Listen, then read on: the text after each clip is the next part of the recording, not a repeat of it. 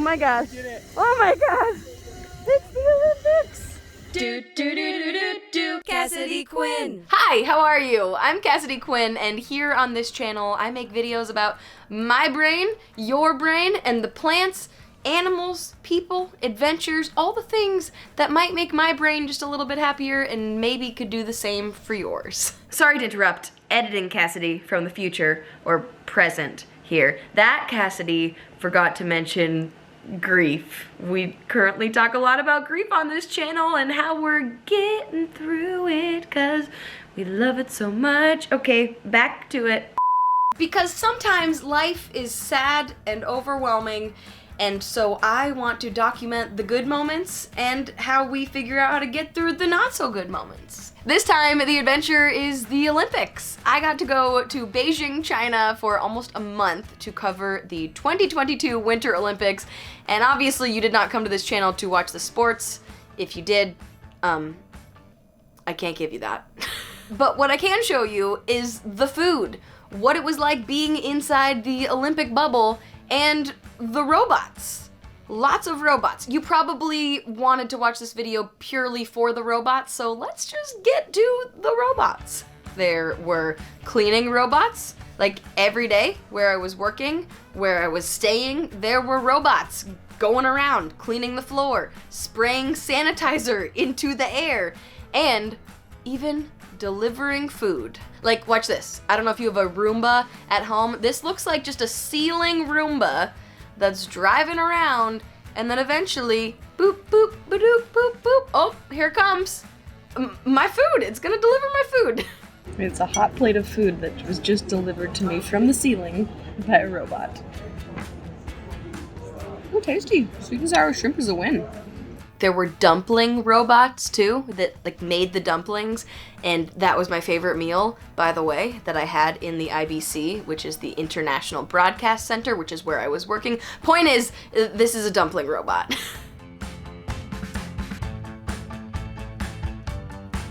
Thank you.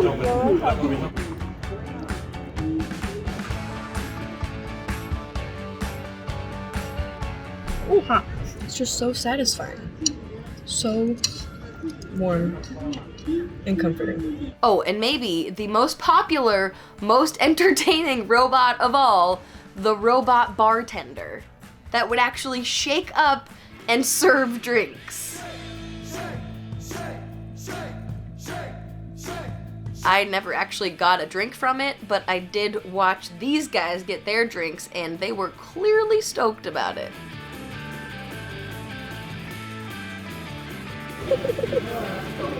Speaking of the hotel, that is where I spent basically all of my time when I wasn't working. I don't know how much you followed of the Olympics as it was happening, but they set up something in China called the closed loop, which was basically the Olympic bubble. So anyone working at the games, whether you were a reporter, a chef, a robot, just kidding, they didn't have to have a place to stay.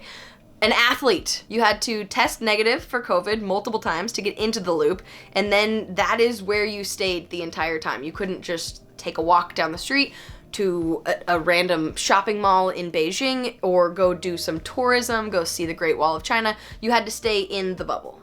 Hello, everybody on the other side of the wall. And all of us in the bubble were COVID tested every single day, which for me looked like this little booth outside of my hotel. And every day before I went to work, I would go to the window. This wonderful, lovely human would stick their arms through the holes with big rubber gloves on. They would swab my throat, and then I would go on with my day. Have a good day. And honestly, I personally did not hate the closed loop at all because it meant that I did not get COVID in the end. And that's great. I think it was good for my anxiety to know that everyone I was coming into contact with in that month was tested every single day. So, no complaints here. Also nice for my anxiety, making sure I got outside enough to get actual sunshine. So for the athletes, there's obviously a lot of places to work out. And in the Summer Olympics, there's the track, you know, that the runners run around. And in the Winter Olympics, there's a speed skating track. This is the media track at this hotel. People just walk and run in circles. Oh, see this guy's running? Where is he? I'm just walking. But wow, I have a mask off in the sunshine. Soaking in the vitamin D. Coffee. The simple things are so exciting. One day, that quest for sunshine took me on the new bullet train that goes from Beijing to the Zhangjiakou mountain area, where a bunch of the mountain Olympic venues were. Oh my god. Oh my god. It's the Olympics. And also, when we got there, found a surprise Pizza Hut. Magical pizza. This is definitely a highlight of the trip. Pizza with a view. Don't you love that I started this video saying that I was gonna show you the food I ate in China, and the first food, I guess I already showed you the dumplings. Besides that, the first food I show you is from an America pizza chain? Wow. Okay, now to the actual Chinese food, which was mostly from the IBC cafeteria where I was working, and the hotel. Roll the food clips! When I ate my first meal here, I realized that I should have been practicing my chopstick skills before I flew to China. Still working on it. Authentic Chinese rice. Tastes so different. Got hot and sour soup. Pretty tasty. Some curry cuttlefish balls, apparently. I'm very intrigued. Never had a fish meatball before, but I can get behind it. And for dessert, Some kind of sweet donut dumpling treat thing that came with it for free. whoa, this is really squishy. Oh, wow.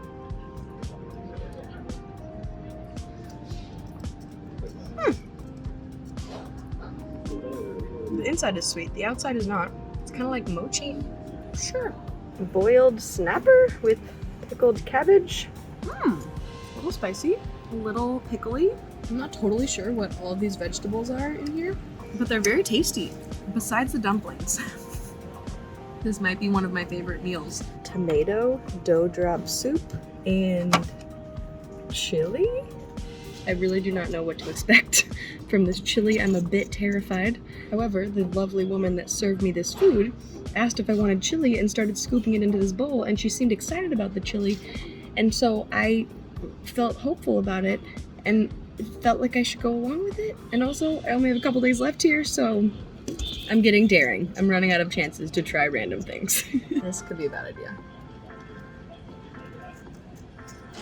Whoa. What? What's that even taste like? It's salty chili. It's good though, and it's not very spicy. Honestly, I'm into it. Every day so far, I've made it to the breakfast buffet that goes until 10:30 a.m. I get up like just in time to go there. I eat a bunch of food, potatoes or noodles or bao buns. But today I slept through breakfast, which was unintentional, and at first I was like, shit. But there is a restaurant in the hotel. It's just like a sit-down restaurant. It takes more time, it's more expensive, but I just ordered to-go food, and I decided to order 2 whole meals so that I would have food for later when I'm at work. And when I ordered it, the lady was like, wait, you want 2? These are 2 whole meals. And I was like, yes. So either she thinks that I have snuck someone else into my room, or that I'm just a very hungry human, or she understood when I told her that I was also bringing food for later. Let's see what we got. Spicy asparagus, it was called. Not spicy.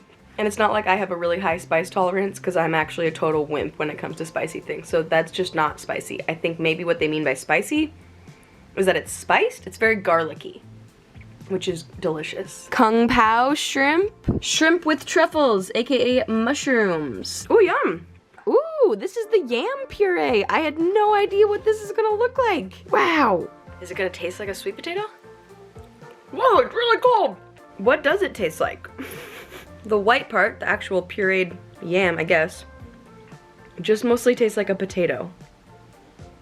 Like it's not sweet. I thought it would taste like a sweet potato. But then the purple stuff, the sauce, is fruity.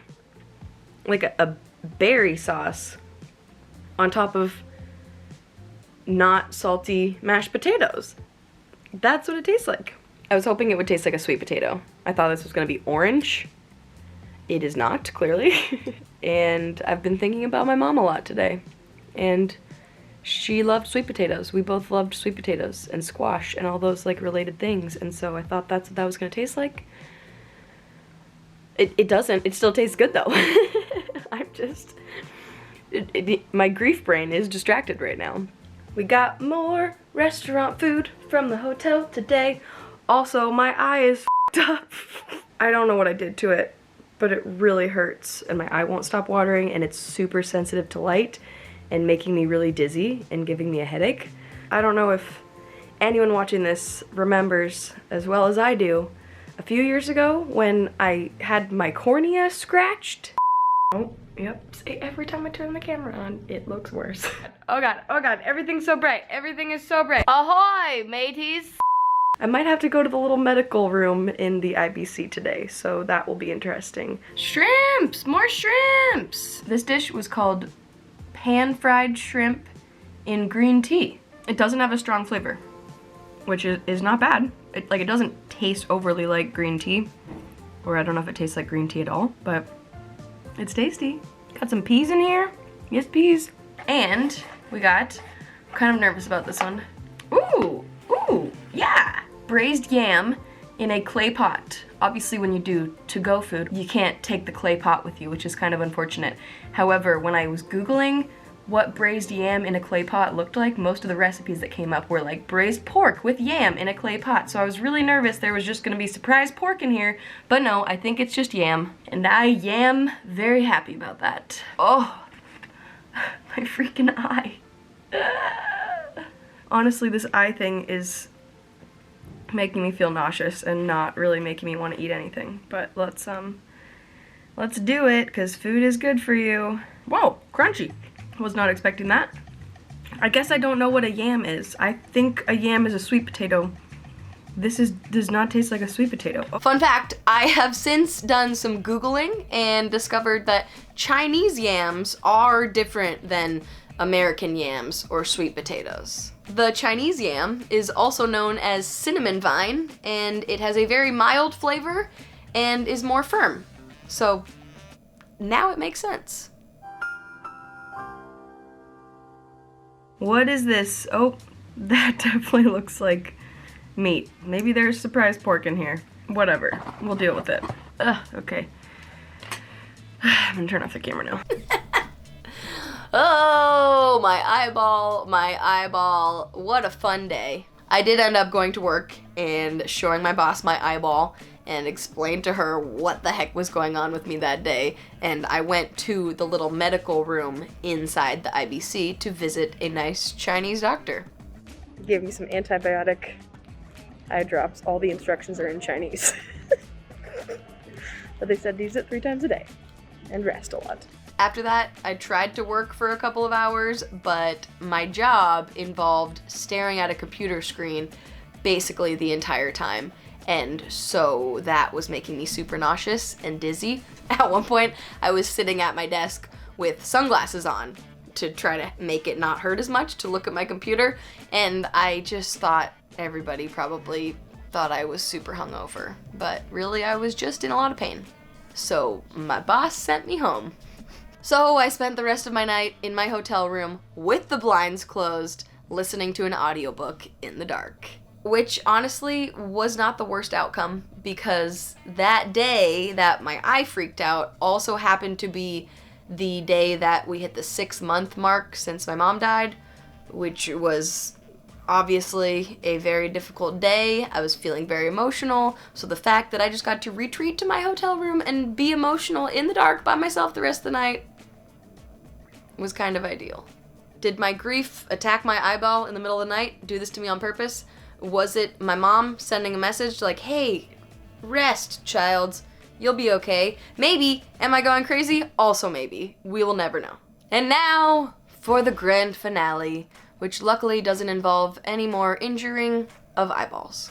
Where I was working at the IBC was just down the street from the Bird's Nest, which was the opening and closing ceremony venue. So for the closing ceremony, I went outside the building and could watch the fireworks right there.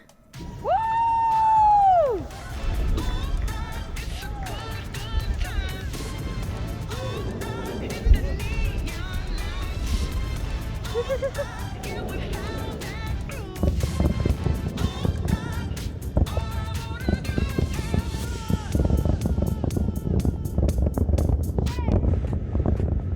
That was a lovely way to close it all out. And by that point, my eye felt much better, so I could actually see the fireworks and enjoy them, and it didn't hurt, so that was nice too. Woo!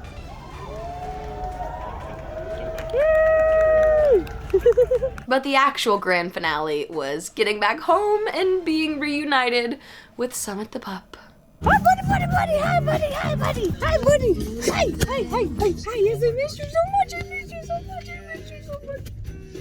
Yes, I missed you so much. Thank you so much for watching. Thanks for coming on this adventure with me, and I'll see you next time. Oh my gosh. I'm going outside. I'm exiting the airport. There's no fences around. I can go wherever I want. I don't have to just get on a bus to go to a specific place. What is this freedom, and where are the people in the hazmat suits?